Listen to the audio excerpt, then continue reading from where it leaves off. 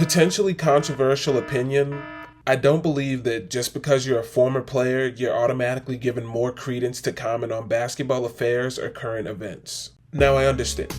To some people, this may be a freezing cold take, but for me, this was something of a revelation, because shameful as it is to admit, I too was a victim of this idea at one point. I was once a bag talk merchant, beholden to the ramblings of a ball don't stop or a bag talk creator. And to be honest, I still hold some of those beliefs. However, as I hope this video will show you, I realized that I held some hypocritical beliefs, and I've since baptized myself in the waters of NBA content creation. There are a bunch of videos talking about the plague of modern sports media and angry commentary, and I agree with most of the stuff being said. It's true that turning on ESPN and watching the millionth Jordan-LeBron debate or seeing biased coverage of the Lakers every season does in fact get pretty annoying. And the dominance of programs like First Take or Undisputed created an opportunity for new forms of sports media to emerge, where current and former players alike can be brought onto these older programs in order to spice up the lineup and bring a new and potentially more informative perspective to the conversation. So I guess it's only right that before I talk about the negatives, I'll focus on the good parts of athlete-based sports media. To begin, do not misconstrue my point to be that all former athlete programming is bad, because it isn't. In fact, when it's done well, it's great media and TV, and can be informative, entertaining, and enjoyable all in one. This can include podcasts like The Old Man and the Three, or Mind the Game, where you can get an insight into the actual X's and O's of the game from some great basketball minds. Focusing on the Mind the Game podcast for a little bit, it's helped to fill a spot within basketball media that's been severely neglected, which I've named Basketball Education. When I say basketball education, I mean shows and channels that are intent on teaching people about the sport of basketball in an attempt to grow the game and deepen audience connection and knowledge of the sport. This is useful because it's an aspect of basketball media that's not been popular within the mainstream. And although ESPN and TNT have made fleeting attempts on Inside the NBA and with Tim Legler's appearances, this is still a concept that's relegated to the back burner for most TV networks.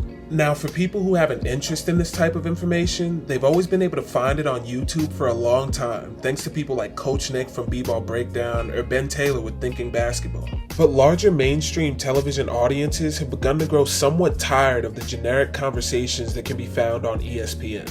And as a result, larger audiences have grown tired of the same old media. And this is one of the two great parts about player-led media. For years, audiences have heard about how basketball savvy LeBron was, and we've gotten to see bits and pieces of this flashed in post-game interview clips where he recalls plays from memory. But now, with him sitting down across from JJ, I, along with many other audience members, have truly gotten to gain a deeper understanding of LeBron and the way he sees the game. Viewers have been given the chance to learn about the defensive coverages and scheming that go into making an NBA game. And to step back a bit, this has been greatly appreciated for me as a basketball nerd and a casual enjoyer. Speaking as someone who watches and enjoys the pod, I can just enjoy NBA games more because I know what to look for, whether that be matchup hunting or helping from the corner or ATO plays. And an even better and more selfish reason for enjoying this media is that it just makes casual pickup basketball better. I was hooping last week and someone tried to set a flare screen for me. And that was the first time in years that had happened, and I directly credit the popularization of basketball education media for this. But I understand that media isn't simply meant to be educational. And this brings me to the second great part of former athlete media, which is the entertainment factor. Former athlete media has quickly overtaken more traditional forms as being far and away the most entertaining way to watch sports for most people. Guys like Jeff Teague, Kevin Garnett, Richard Jefferson, and even Kendrick Perkins have been able to find new life in the public eye with their sports media careers, and they've all been extremely entertaining and engaging for new audiences to listen to. This is especially true for Jeff Teague, whose new podcast has brought an entirely new audience to him. And some of his most entertaining bits are the self-deprecating stories that he has about himself and his basketball career. And herein lies the beauty of athlete media, the ability to take back control and present a new, more humanized version of yourself to an audience who's used to seeing you as a product or a number on a jersey. Some of the best media personalities, period, are the former athletes who weren't superstars during their playing days. And big-time sports media companies like ESPN and FS1 have taken notice of these talents, and as a result, guys like Pat McAfee, Draymond Green, and JJ Redick have not only begun making appearances, but receiving massive contracts from organizations desperately trying to survive in the internet era.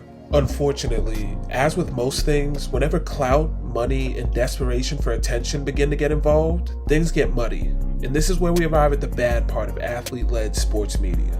I am a fan of Shaquille O'Neal, and as a player, he was undoubtedly the most dominant physical specimen that the NBA has ever seen. And his on-court dominance has only been surpassed by his business acumen, where he's become a spokesperson for just about everything that exists on Earth. However, as a sports analyst, one of the most annoying shticks that he has is the whole G14 classification bit. This is when Shaq has a horrible take, which is often based on his own superstar career or a strange old head hatred that he has, and he qualifies it with, I have G14 classification, and since I won a championship, my takes are correct and you cannot question me. The idea that because I've won a championship or succeeded at the highest level, every take that I give is correct and unquestionable is a real issue within basketball media. And it's been noticed and discussed repeatedly on social media and by various other YouTubers. And everyone seems to agree that a lot of these retired players who give these terrible takes deserve way more blowback for the nonsense that they spew. But while Shaq is the guy who's been seen as the poster child for this concept, in recent years a new athlete platform has emerged as a safe place for former NBA players to come on and just say anything. Gil's Arena. I truly do enjoy some parts of Gil's Arena, and Gilbert Arenas is probably a better entertainer and media personality than he was as a player, and I mean that as a compliment of the highest order. But this show has become a breeding ground for some of the worst takes that the basketball world has ever seen. And they don't just come from Gilbert. He has an ensemble cast of former players who get in front of a microphone and just start saying stuff. Gil's Arena has given us classic takes like Rashad McCann saying that Greg Popovich is not only overrated but actually a bad head coach. Gilbert Arenas questioning if Lou Williams was a better six-man than Manu Ginobili, and my personal favorite, Gilbert Arenas himself saying that Giannis Antetokounmpo, who by this time had repeated as the MVP, won a championship, finals MVP, and never played less than 60 games, didn't understand basketball or how to train his body. And the wildest part is that all the takes I've highlighted don't even begin to scratch the surface of how weird things start to get when discussions about foreign-born players are had, when the blatant xenophobia starts. Still, even with all these horrendous takes, Gil's Arena does still have some value. And while I've highlighted the bad parts, Gilbert is still able to provide a lot of insight. And since his platform is on YouTube, most larger YouTubers have already been able to shine a big enough light on this issue to where the people who watch his content already know to take it with a grain of salt. But what happens when you have the same sort of nonsense, except on a national stage, and it's broadcast to people who don't know to take it with a grain of salt? Well, then things start to get ugly. The ugly is when players use their platforms to begin their media careers and use their added credibility as athletes to go on TV and air out dirty laundry and push vendettas. I'm going to circle back to Shaq for a bit, because while I labeled him in the bad category, he most certainly fits into the ugly as well. Long before Shaq was known as the hater old head, he was engaged in a feud with Dwight Howard and later JaVale McGee. While Shaq's feud with Dwight has been well examined and likely was fueled by insecurity and jealousy about Dwight's perception as a dominant big man, his feud with JaVale is much more interesting because of the way Shaq was actually able to affect JaVale. For what felt like the entirety of my childhood, JaVale McGee would appear on just about every episode of Shaqtin' a Fool, and it got to the point where JaVale would be clowned even over plays that weren't objectively bad. And Shaq's clear targeting literally changed the public perception of JaVale, and he became known as a bad player to the public and the butt of a lot of jokes at his expense. It got so bad that the Warriors had to step in and de-escalate things, and Shaq's mom had to scold him for his treatment of JaVale. And whenever Shaq was asked about his targeting, he would always lean on his championships and insist that nobody could talk to him. I bring this story up because Shaq was able to change public perception because of his added credibility as a great athlete, and this allowed him to inject his own personal vendetta and disdain for a player into his content, and perception became reality for JaVale.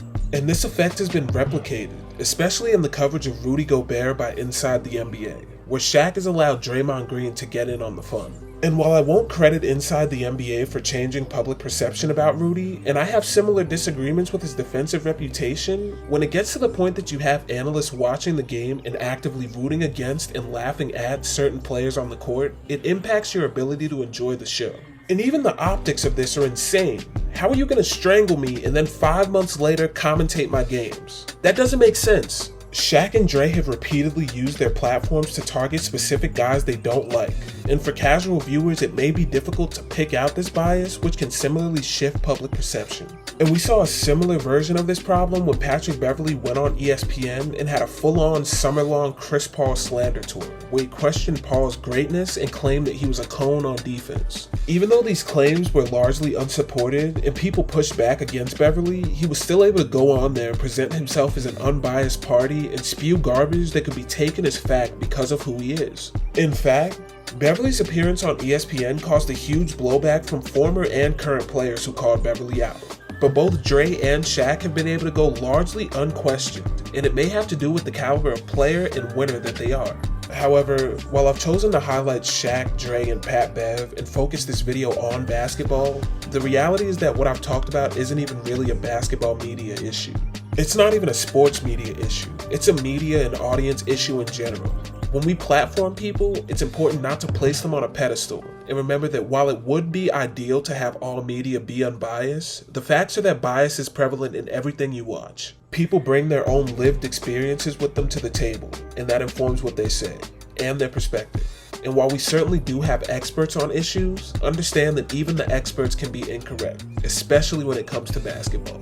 And to be quite frank, as someone who's hoping to enter into the field of sports media, I'm very aware that it's likely I'm complaining about an issue that I'll be a part of one day. I don't have a clear idea of how to reconcile these two notions, because ultimately entering the workforce, while you can strive to be better, you're a smaller part of a larger issue, which barring large-scale change or incentivizing a larger personality to call for change, you won't see any difference.